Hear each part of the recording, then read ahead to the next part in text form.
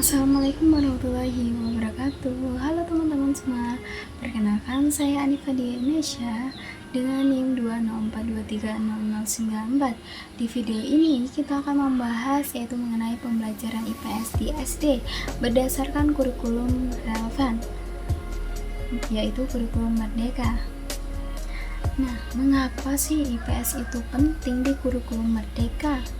Nah, jadi teman-teman, kurikulum Merdeka menempatkan IPS sebagai fondasi penting untuk membentuk warga negara yang adaptif dan juga bertanggung jawab. IPS tidak hanya tentang menghafal fakta sejarah atau geografi, tetapi juga tentang memahami dinamika masyarakat dan menumbuhkan empati dan mengembangkan keterampilan sosial yang esensial, yaitu yang pertama dengan membangun kesadaran sosial dan lingkungan, yang kedua yaitu mengembangkan kemampuan berpikir kritis dan pemecahan masalah, dan yang ketiga yaitu menanamkan nilai-nilai Pancasila. Nah, yang selanjutnya yaitu ada tujuan pembelajaran IPS berbasis kurikulum Merdeka di SD.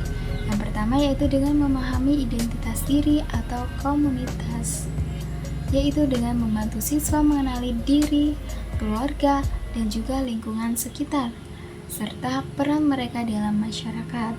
Yang kedua yaitu mempelajari sejarah dan perubahan sosial, yaitu memahami peristiwa masa lalu dan dampaknya terhadap masa kini, serta konsep perubahan sosial. Yang ketiga yaitu menjelajahi keberagaman budaya, yaitu mengajarkan apresiasi terhadap keanekaragaman budaya, agama, adat istiadat di Indonesia. Dan yang keempat yaitu meningkatkan keterampilan kewarganegaraan, yaitu dengan melatih siswa menjadi warga negara yang aktif, partisipatif, dan juga bertanggung jawab.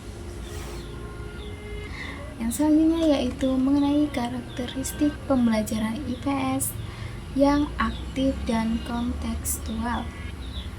Yang pertama yaitu aktif dan berpusat pada siswa.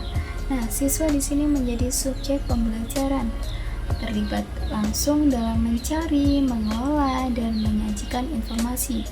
Guru berperan sebagai fasilitator.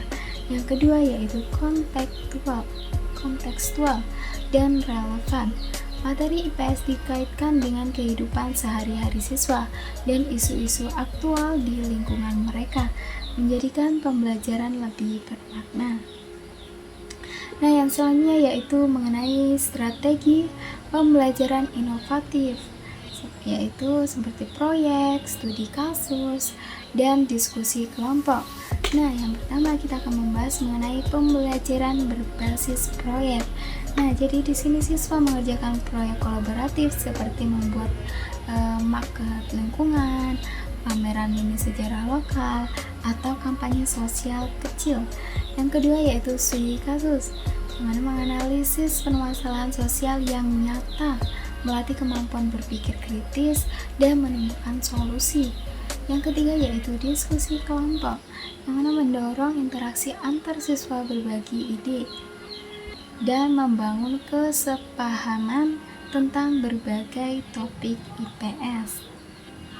Nah, yang selanjutnya yaitu ada pemanfaatan sumber belajar beragam, lingkungan sekitar, dan teknologi digital.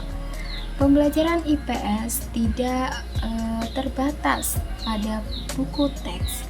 Kurikulum Merdeka mendorong penggunaan beragam sumber belajar untuk memperkaya pengalaman siswa. Yang pertama yaitu dengan lingkungan sekitar, yang mana dengan melakukan kunjungan ke museum, pasar tradisional, kantor pemerintahan desa, atau wawancara dengan tokoh masyarakat.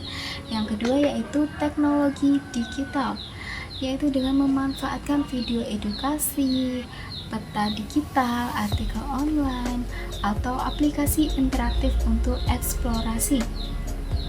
Yang ketiga yaitu narasumber, yaitu dengan mengundang tokoh masyarakat, veteran atau budayawan untuk berbagi cerita dan juga pengalaman. Nah, yang selanjutnya yaitu ada asesmen autentik, yang mana mengukur pemahaman dan keterampilan sosial siswa. Yang pertama yaitu dengan penilaian proyek, menilai hasil karya siswa dari proyek yang dikerjakan termasuk proses kolaborasi dan presentasi. Yang kedua yaitu dengan observasi, mengamati partisipasi siswa dalam diskusi, interaksi kelompok, dan sikap sosial selama pembelajaran. Yang ketiga yaitu portofolio, yaitu kumpulan karya siswa yang menunjukkan perkembangan belajar dan pemahaman mereka sepanjang waktu. Yang keempat yaitu jurnal refleksif siswa, yaitu menuliskan pemikiran, perasaan, dan juga pembelajaran yang mereka dapatkan dari setiap kegiatan IPS. Nah, di sini terdapat contoh implementasi pembelajaran IPS di kelas. Contoh yang pertama yaitu proyek pahlawan lokal. Nah, di sini siswa kelas 4 SD melakukan penelitian tentang pahlawan daerah atau tokoh inspiratif di komunitas mereka. Mereka mewawancarai sesepuh, mengumpulkan foto, dan kemudian membuat poster digital atau presentasi singkat tentang pahlawan tersebut. Nah, jadi proyek ini berakhir dengan pameran mini di sekolah. Nah, contoh yang kedua yaitu studi kasus permasalahan sampah di lingkungan. Nah, siswa di sini ada siswa kelas 5 SD diajak mengamati masalah sampah di sekitar sekolah atau rumah. Nah, mereka mengidentifikasi penyebab, dampak, dan juga berdiskusi untuk mencari solusi. Hasilnya mereka membuat kampanye, yaitu kurangi sampah yuk, dengan poster dan video pendek yang disebarkan di media sosial di sekolah. Yang selanjutnya kita akan membahas mengenai tantangan dan solusi dalam implementasi kurikulum Merdeka pada IPS SD. Nah, yang pertama yaitu keterampilan sumber daya. Banyak sekolah mengalami keterampilan fasilitas dan akses ke sumber belajar digital. Solusinya yaitu dengan memanfaatkan lingkungan sekitar secara maksimal dan berkolaborasi dengan komunitas lokal. Yang kedua yaitu melatih guru yang berkelanjutan. Pelatihan guru yang berkelanjutan. Guru ini membutuhkan pelatihan dan pendampingan yang intensif untuk menerapkan metodologi kurikulum Merdeka. Solusinya yaitu program peningkatan kompetensi guru, yaitu PKG, dan komunikasi belajar antar guru. Yang ketiga yaitu manajemen waktu. Pembelajaran berbasis proyek membutuhkan waktu yang lebih fleksibel, yaitu dengan solusi integrasi materi literasi mata pelajaran yang untuk efisiensi waktunya.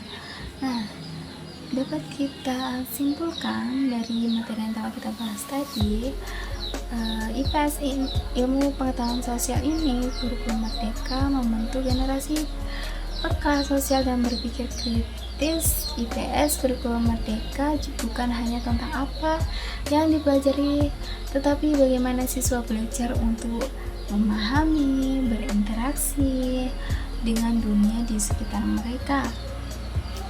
Melalui pendekatan yang aktif, kontekstual, dan inovatif, pembelajaran IPS di SD dengan kurikulum Merdeka diharapkan dapat mencetak generasi yang peka sosial, berpikir kritis, serta mampu menjadi agen perubahan positif di masa depan.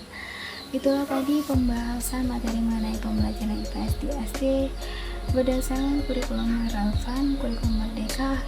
Saya mohon maaf apabila ada kesalahan kata dalam penyampaian. Saya